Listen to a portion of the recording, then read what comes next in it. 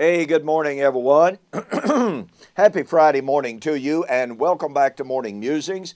My name is Don K. Preston. I am the president of Preterist Research Institute of Ardmore, Oklahoma. This is video number 2 in review and response to Sam Frost's new book entitled The Parousia of the Son of Man. This is Sam Frost's attempt to refute covenant eschatology.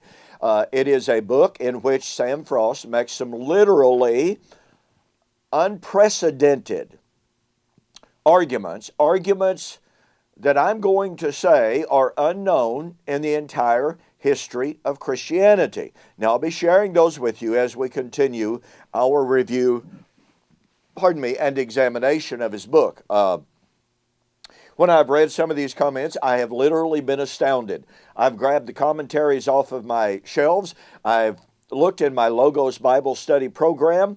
I have looked here. I have looked there. I have talked to friends, preaching peers, and no one that I have spoken to, not a commentary I have examined, contains even a syllable to suggest any proof or any support whatsoever of some of Mr. Frost's claims that he makes in this book. But we'll get there eventually. All right.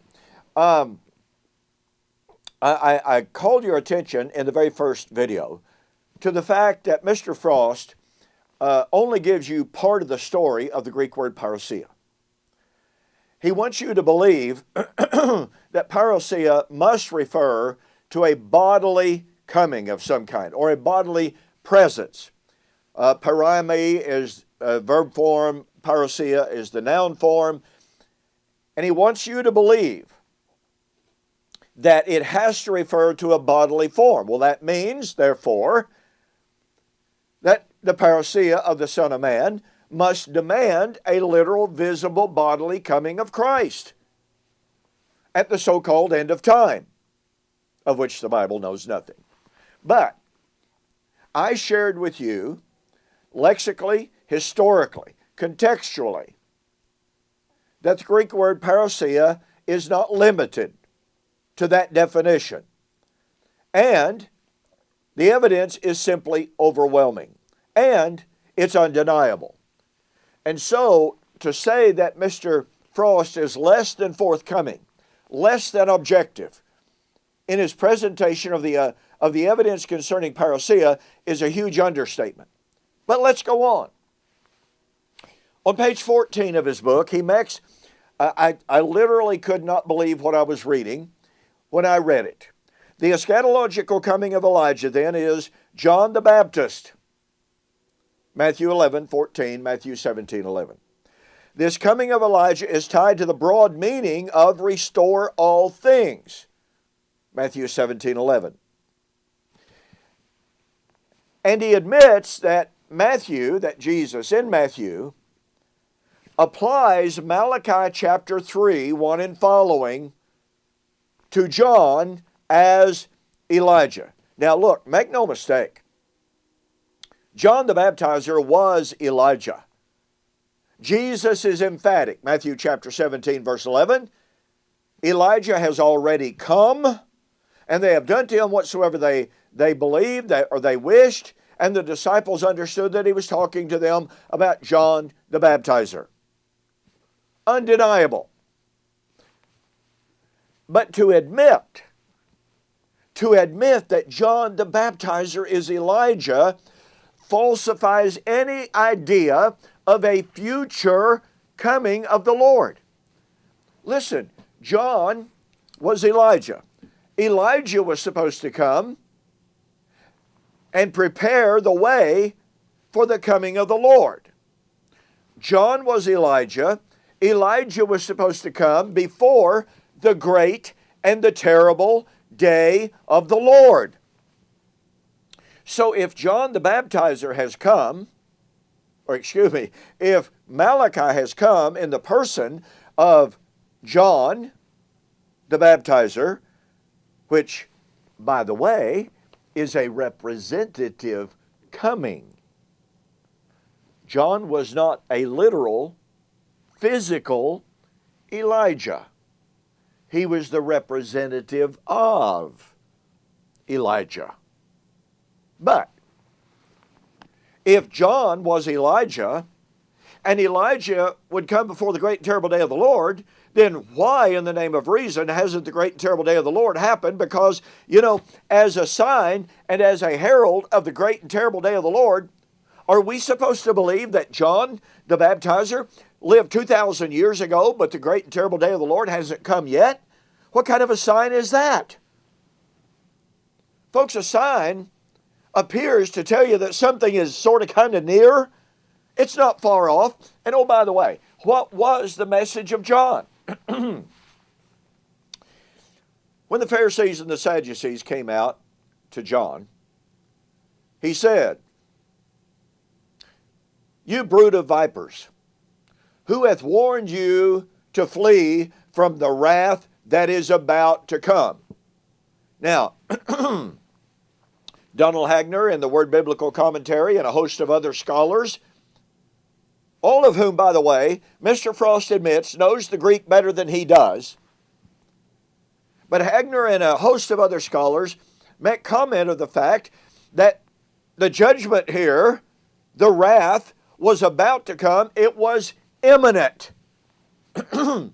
Okay, so here is John as Elijah declaring the imminence of judgment. What judgment? The great and the terrible day of the Lord. Not only that,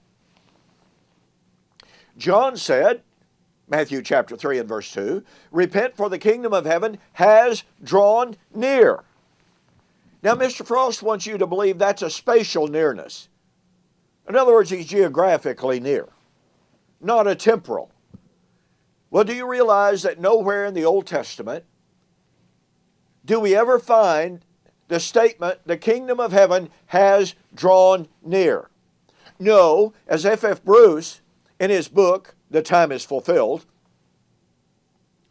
makes comment, this language, "the time is fulfilled, the kingdom of heaven is drawn near," indicates that something that was once not near has in fact drawn near. And what is that language again? The time is fulfilled. What time? The predicted time for the coming of the kingdom. The kingdom that in the Old Testament was far off. Daniel chapter 12, 9 and following. The kingdom that in the Old Testament was 4 kingdoms away from Daniel's time. Daniel chapter 2, Daniel chapter 7. What was once far off had now drawn near, and thus John said, "Who has warned you to flee from the wrath that is about to come? The kingdom of heaven has drawn near," and he said, "the axe is already at the root." You know, I've cut a good bit of firewood in my time.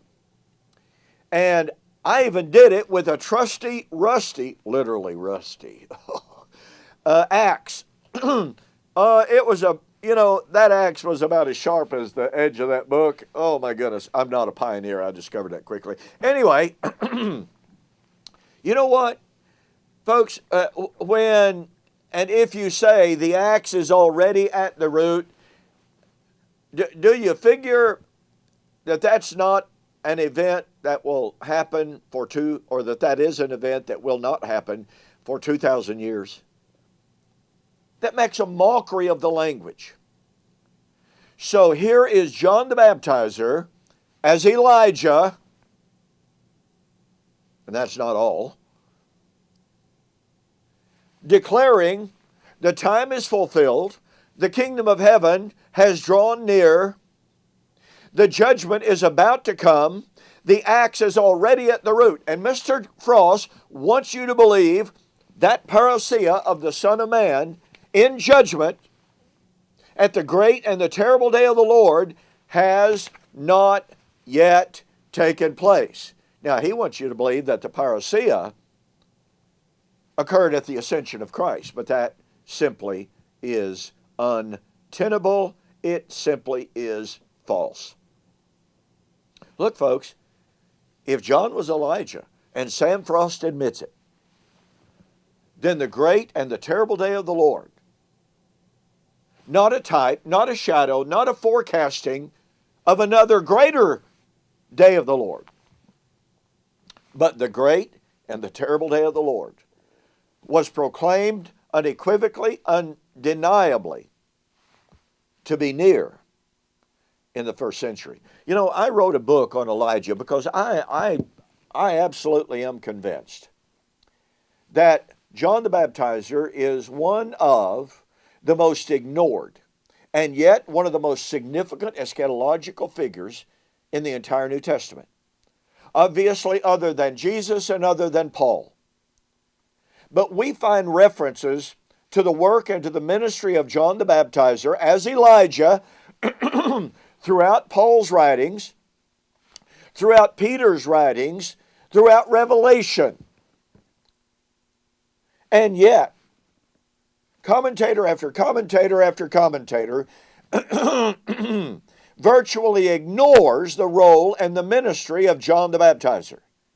But let me say again, when Mr. Sam Frost admits that John the Baptizer was Elijah as the eschatological figure, as a sign of the great and the terrible day of the Lord, that admission alone destroys his entire futurist eschatology. And I'm going to have a bit more to say about Elijah and John the Baptizer as Elijah, and John as the voice, and John as the messenger of Malachi chapter 3, all of which is mentioned by Mr. Frost in his book. In the meantime, like I said, I've written a book, Elijah Has Come, a solution to Romans 11, 25 to 27. What's the connection between Romans 11, 25 to 27 and Elijah? The connection is direct, it is inseparable, and it is undeniable. And it provides a hermeneutical key for understanding Romans chapter 11. Let me urge you to go to my website, donkpreston.com, BibleProphecy.com, and order this book, regularly $17.95 plus $4.95 shipping. If you send me a note that says you saw the offer on YouTube or Facebook, I'll refund your shipping. All right? Save you $5. All right. Thanks so much for joining me on this morning's Morning Musings. Boy, I hope you catch the power of John the Baptizer as Elijah, as admitted by Mr. Sam Frost. You cannot fail to catch the power of that admission. You're going to love this study. All right? You have a fantastic weekend. Please be safe. We'll see you on Monday.